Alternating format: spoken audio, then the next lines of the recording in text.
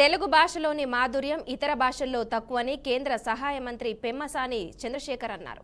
ఆంధ్ర సారస్వత పరిషత్తు ఆధ్వర్యంలో 2026లో నిర్వహించనున్న 3వ ప్రపంచ తెలుగు మహాసభల ప్రచార పత్రికను ఆయన ఆవిష్కరించారు.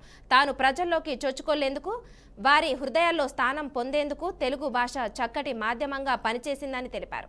తెలుగు మహాసభలకు ఉపరాష్ట్రపతిని ఆహ్వానించాలన్న నిర్వాహకుల విజ్ఞప్తికి సానుకూలంగా స్పందించారు.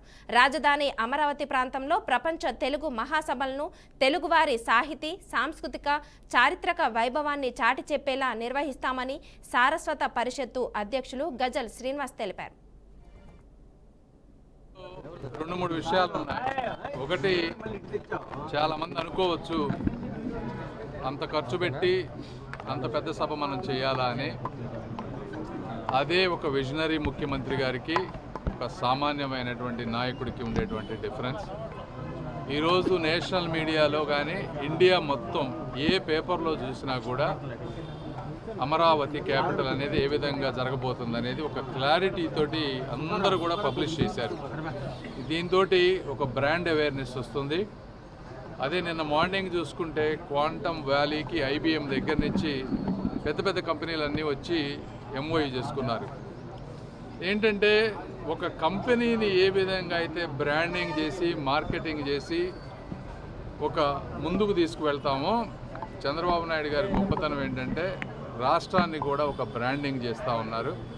అందులో భాగమే ఇది కొద్దిగా ఖర్చైనా కూడా వన్ టైం ఇన్వెస్ట్మెంట్. ఈ వన్ టైం ఇన్వెస్ట్మెంట్ అనేది చరిత్రలో లక్షల కోట్ల రూపాయల ఆదాయాన్ని తీసుకురాబోయేటువంటి సభ. తెలుగు వారందరినీ కూడా ఒక ఎమోషనల్గా ఒక ఏకతాటిపైకి తీసుకొచ్చేటువంటి సభ.